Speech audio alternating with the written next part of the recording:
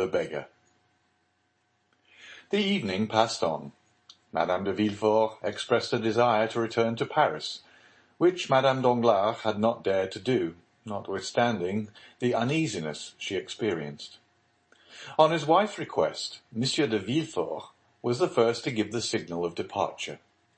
He offered a seat in his landau to Madame Danglars, that she might be under the care of his wife. As for Monsieur Danglars, absorbed in an interesting conversation with Monsieur Cavalcanti, he paid no attention to anything that was passing.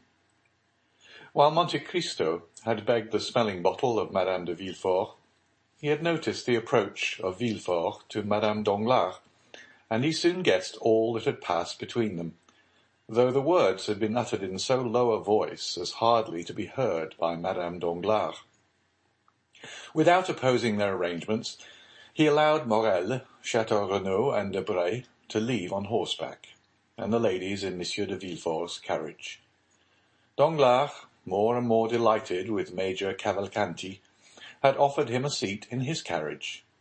Andrea Cavalcanti found his tilbury waiting at the door. The groom, in every respect a caricature of the English fashion, was standing on tiptoe to hold a large iron grey horse. Andrea had spoken very little during the dinner. He was an intelligent lad, and he feared to utter some absurdity before so many grand people, amongst whom, with dilating eyes, he saw the king's attorney. Then he had been seized upon by Danglars, who, with a rapid glance at the stiff-necked old major and his modest son, and taking into consideration the hospitality of the count, made up his mind that he was in the society of some nabob come to Paris to finish the worldly education of his heir. He contemplated with unspeakable delight the large diamond which shone on the major's little finger. For the major, like a prudent man, in case of any accident happening to his banknotes, had immediately converted them into an available asset. Then, after dinner, on the pretext of business, he questioned the father and son upon their mode of living, and the father and son, previously informed that it was through Danglars, the one was to receive his 48,000 francs, and the other 50,000 livres annually, were so full of affability that they would have shaken hands even with the banker's servants. So much did their gratitude need an object to expend itself upon. One thing, above all the rest, heightened the respect, nay, almost the veneration of Danglars for Cavalcanti. The latter, faithful to the principle of Horace, nil admirari, had contented himself with showing his knowledge by declaring in what lake the best lampreys were caught.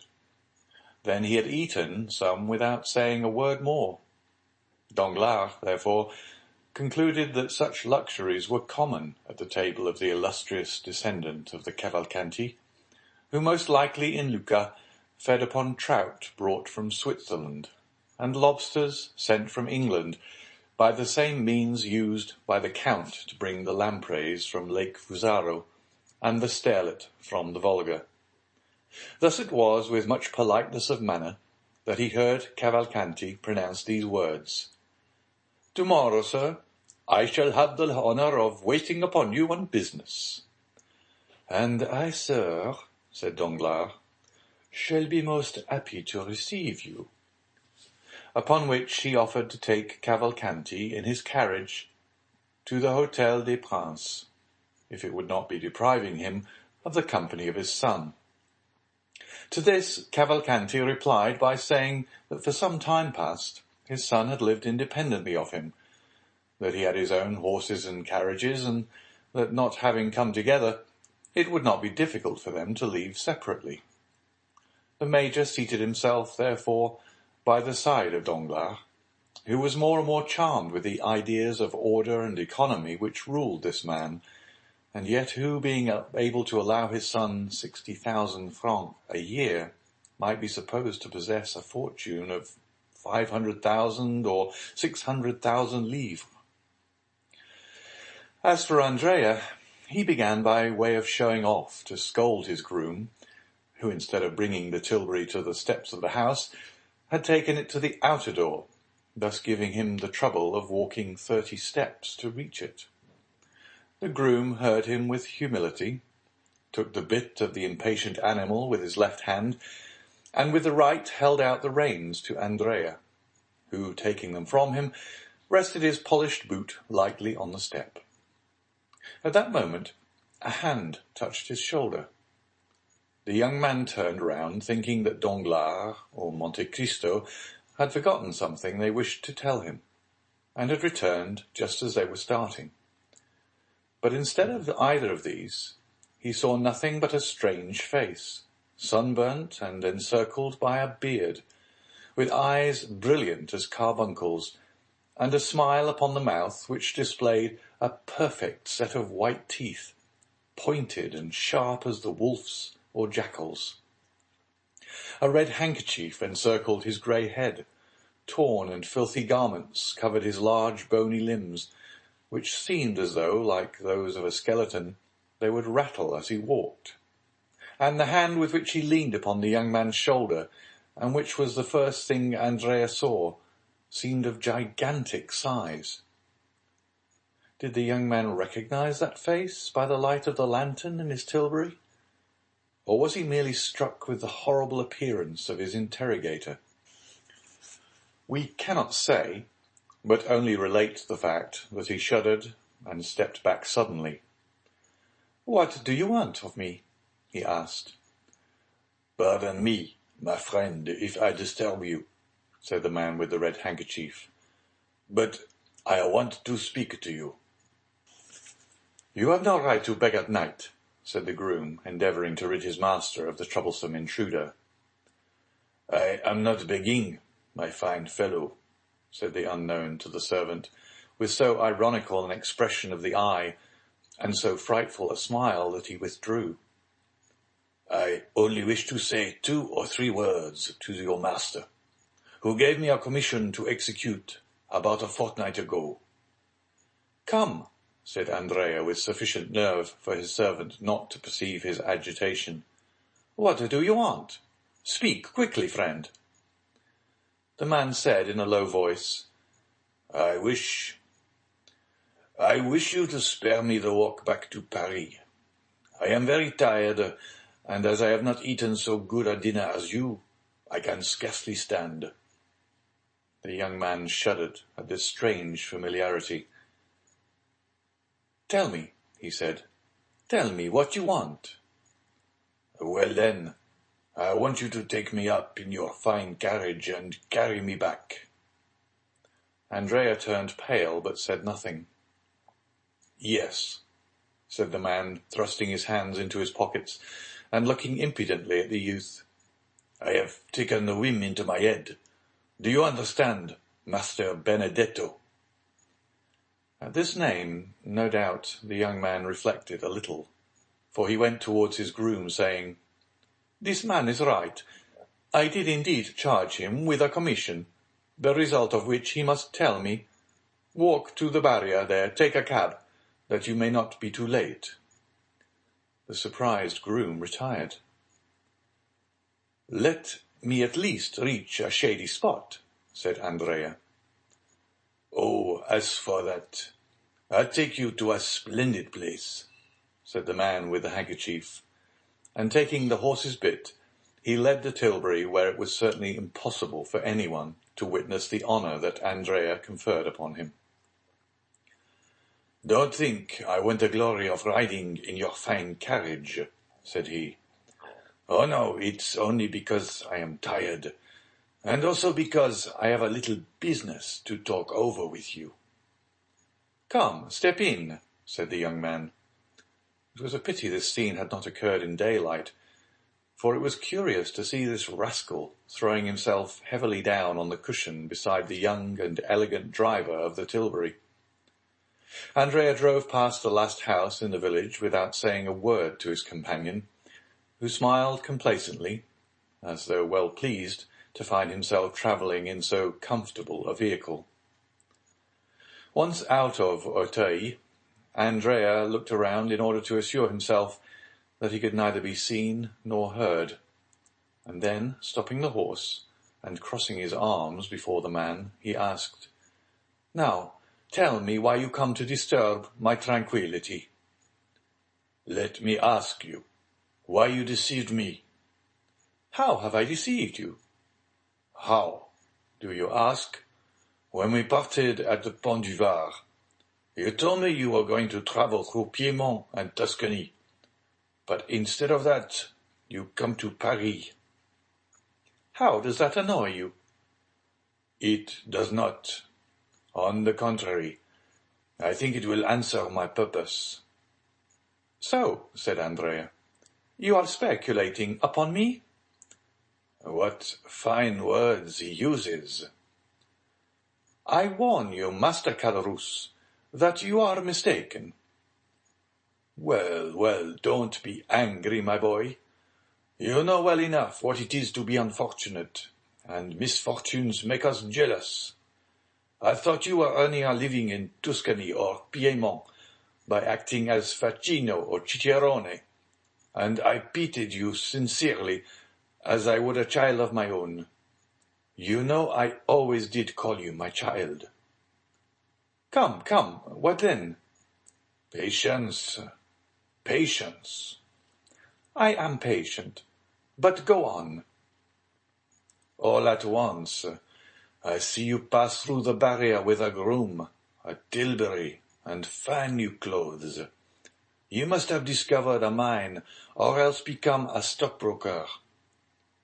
"So that, as you confess, you are jealous." "No, I am pleased.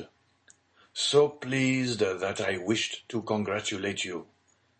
But as I am not quite properly dressed, I chose my opportunity, that I might not compromise you." "Yes, and a fine opportunity you have chosen," exclaimed Andrea. "You speak to me before my servant." "How can I help that, my boy? I speak to you when I can catch you. You have a quick horse, a light tilbury. You are naturally as slippery as an eel. If I had missed you tonight, I might not have had another chance." "You see, I do not conceal myself." "You are lucky. I wish I could say as much, for I do conceal myself. And then I was afraid you would not recognize me, but you did," added Caderousse with his unpleasant smile. "It was very polite of you." "Come," said Andrea, "what do you want?" "You do not speak affectionately to me, Benedetto, my old friend. That is not right. Take care, or I may become troublesome." This menace smothered the young man's passion. He urged the horse again into a trot. "You should not speak so to an old friend like me, Caderousse. As you said just now, you are a native of Marseille. I am—" "Do you know, then, now what you are?" "No, but I was brought up in Corsica. You are old and obstinate. I am young and wilful. Between people like us, threats are out of place. Everything should be amicably arranged. Is it my fault if fortune, which has frowned on you, has been kind to me?" "Fortune has been kind to you, then. Your tilbury, your groom, your clothes are not then hired? Good. So much the better," said Caderousse, his eyes sparkling with avarice. "Oh, you well know that well enough, before speaking to me," said Andrea, becoming more and more excited. "If I had been wearing a handkerchief like yours on my head, rags on my back, and worn-out shoes on my feet, you would not have known me." "You wrong me, my boy. Now I have found you, nothing prevents my being as well dressed as anyone, knowing as I do the goodness of your heart. If you have 2 coats, you will give me one of them. I used to divide my soup and beans with you when you were hungry." "True," said Andrea. "What an appetite you used to have! Is it as good now?" "Oh, yes," replied Andrea, laughing. How did you come to be dining with that prince whose house you have just left? He is not a prince, simply a count. A count? And a rich one too, eh? Yes, but you had better not have anything to say to him, for he is not a very good-tempered gentleman. Oh, be easy. I have no design upon your count, and you shall have him all to yourself, but, said Caderousse, again smiling, with a disagreeable expression he had before assumed, you must pay for it, you understand? Well, what do you want? I think that with 100 francs a month, well, I could live. Upon 100 francs? Come, you understand me, but that with 150 francs I could be quite happy. Here are 200, said Andrea, and he placed 10 gold louis in the hand of Caderousse. Good, said Caderousse. Apply to the steward on the first day of every month, and you will receive the same sum. There now, again you degrade me. How so? By making me apply to your servants, when I want to transact business with you alone. Well, be it so, then. Take it from me, then, and so long at least as I receive my income, you shall be paid yours. Come, come. I always said you were a fine fellow, and it is a blessing when good fortune happens to such as you. But tell me all about it. Why do you wish to know? Asked Cavalcanti. What? Do you again defy me? No, the fact is I have found my father. What? A real father? Yes, so long as he pays me. You'll honor and believe him? That's right. What is his name? Major Cavalcanti. Is he pleased with you?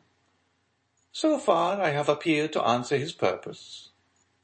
And who found his father for you? The Count of Monte Cristo. The man whose house you have just left? Yes. I wish you would try and find me a situation with him as grandfather, since he holds the money chest. Well, I will mention you to him. Meanwhile, what are you going to do? I? Yes, you. It is very kind of you to trouble yourself about me. Since you interest yourself in my affairs, I think it is now my turn to ask you some questions. Ah, true. Well, I shall rent a room in some respectable house, wear a decent coat, shave every day, and go and read the papers in a cafe. Then in the evening I shall go to the theatre. I shall look like some retired baker. That is what I want. Come, if you will only put this scheme into execution, and be steady, nothing could be better. Do you think so, Monsieur Bossuet? And you, what will you become? A peer of France? Ah, said Andrea, who knows? Major Cavalcanti is already one, perhaps, but then hereditary rank is abolished. No politics, Caderousse. And now that you have all you want, and that we understand each other, jump down from the tilbury and disappear. Not at all, my good friend. How? Not at all? Why, just think for a moment. With this red handkerchief on my head, with scarcely any shoes, no papers, and 10 gold Napoleons in my pocket, without reckoning what was there before, making in all about 200 francs. Why, I should certainly be arrested at the barrier. Then, to justify myself, I should say that you gave me the money. This would cause inquiries. It would be found out that I left too long without giving due notice, and I should then be escorted back to the shores of the Mediterranean. Then I should become simply Numero 106, and goodbye to my dream of resembling the retired baker. No, no, my boy. I prefer remaining honorably in the capital. Andreas scowled. Certainly, as he had himself owned, the reputed son of Major Cavalcanti was a willful fellow. He drew up for a minute, threw a rapid glance around him, and then his hand fell instantly into his pocket, where it began playing with a pistol. But, meanwhile, Caderousse, who had never taken his eyes off his companion, passed his hand behind his back and opened a long Spanish knife, which he always carried with him, to be ready in case of need. The two friends, as we see, were worthy of and understood each other. Andrea's hand left his pocket inoffensively and was carried up to the red moustache, which it played with for some time. "Good Caderousse," he said, "how happy you will be." "I will do my best," said the innkeeper of the Pont du Gard, shutting up his knife. "Well, then, we will go into Paris. But how will you pass through the barrier without exciting suspicion? It seems to me that you are in more danger riding than on foot." "Wait," said Caderousse. "We shall see." He then took the great coat with the large collar which the groom had left behind in the tilbury, and put it on his back. Then he took off Cavalcanti's hat, which he placed upon his own head, and finally he assumed the careless attitude of a servant whose master drives himself. "But tell me," said Andrea, "am I to remain bareheaded?" "Pooh," said Caderousse. "It is so windy that your hat can easily appear to have blown off." Come, enough of this," said Cavalcanti. "What are you waiting for?" said Caderousse. "I hope I am not the cause." "Hush!" said Andrea. They passed the barrier without accident. At the first cross street, Andrea stopped his horse, and Caderousse leapt out. "Well," said Andrea, "my servant's coat and my hat." "Ah," said Caderousse, "you would not like me to risk taking cold." "But what am I to do?" "You? Oh, you are young, while I am beginning to get old. Au revoir, Benedetto." And running into a court, he disappeared. "Alas," said Andrea, sighing, "one cannot be completely happy in this world." End of chapter 64.